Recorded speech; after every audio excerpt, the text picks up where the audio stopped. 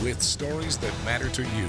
Fox 6 News at 6 starts right now with breaking news. That breaking news at 6 coming out of Oconomowoc, where a train has hit a man on a bicycle. Officers say an Amtrak train hit that bicyclist, killing that person. Happened downtown.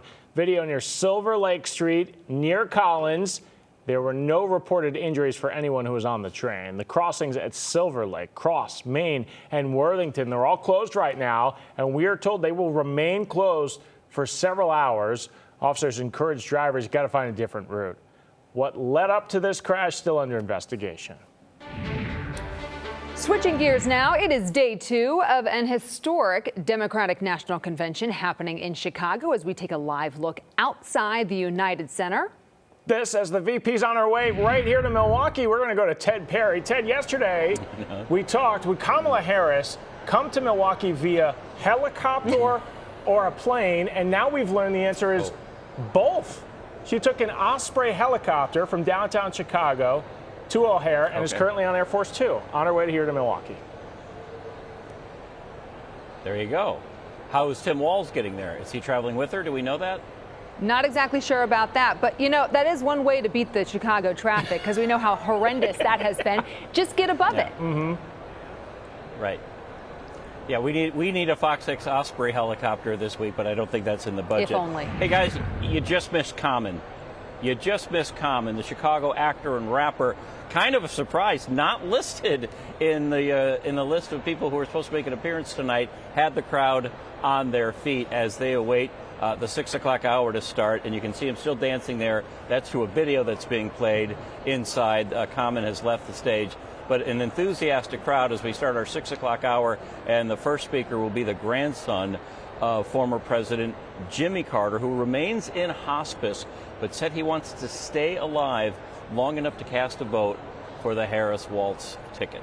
Tonight, Chicago police and the Secret Service say a bomb threat reported at several hotels on the near west side was not credible.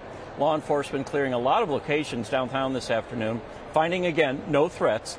The threat was emailed to our sister station here in Chicago, Fox 32.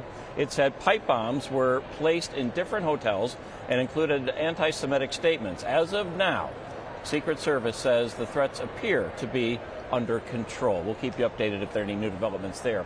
Tonight, the Obamas are getting ready to headline the DNC. They are the featured speakers tonight. We're also going to hear from a man who could be the country's first gentleman, Doug Emhoff. Jason Calvi live on the floor with a little dose of Wisconsin. Jason, what do you got?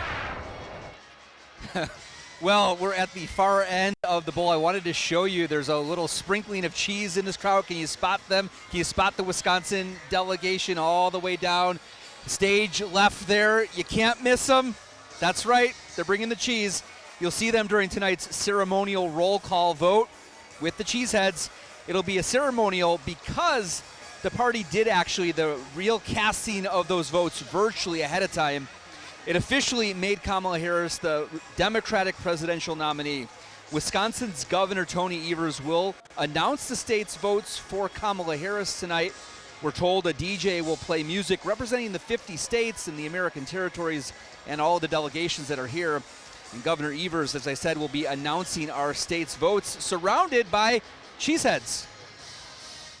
This is what represents Wisconsin. So we decided to do that tonight, obviously for the roll call, right? So we can show how proud we are about living in Wisconsin and representing Wisconsin. A little taste of bipartisanship in Wisconsin because we saw the Republican delegation at the RNC in Milwaukee wearing cheeseheads as well. Kamala Harris, she got the votes of 99% of the Democratic delegates, but she didn't appear on the country's 16 million Democratic primary ballots. But tonight, this ceremonial celebration of making her the Democratic nominee for president. Ted? Jason, you did such a great job breaking the news on who will be delivering the delegate count for Wisconsin, Tony Evers. Do you know what song will be played to represent Wisconsin? I wish we had another hit coming up in a half an hour where I could answer that particular question. Let's think out loud, Ted, on that one. What would be the best Wisconsin theme song tonight? Well, I'm thinking on Wisconsin or roll out the barrel, but again, I'm partial to on Wisconsin being a UW grad. All right, Jace, if you find out, let us know.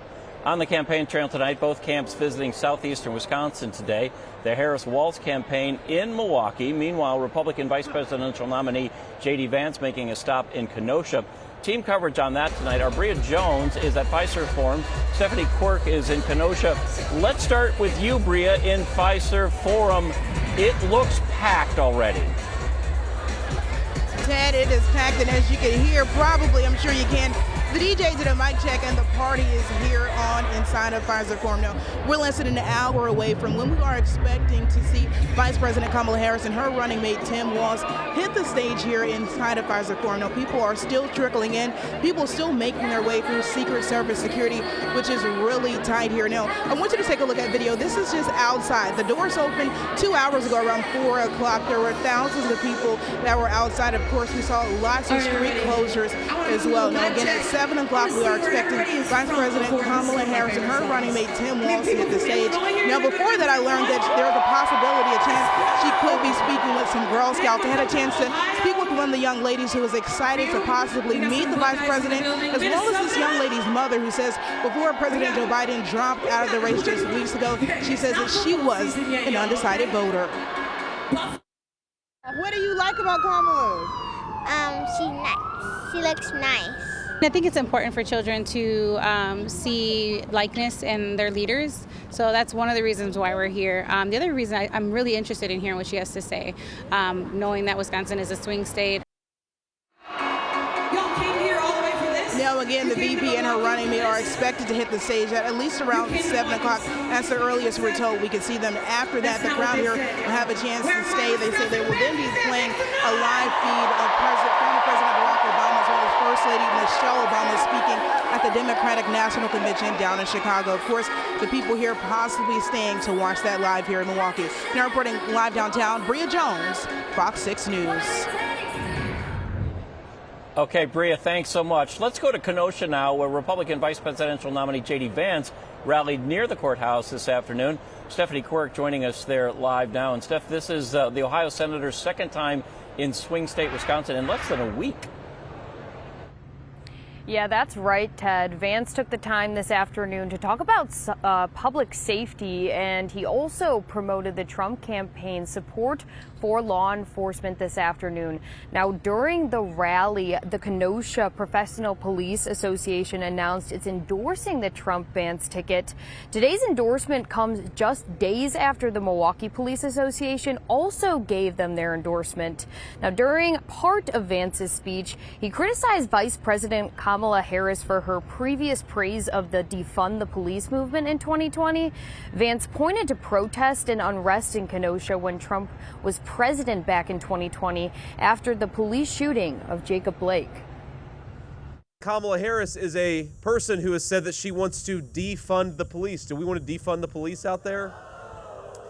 This is a person who wants to change the laws around violent criminals.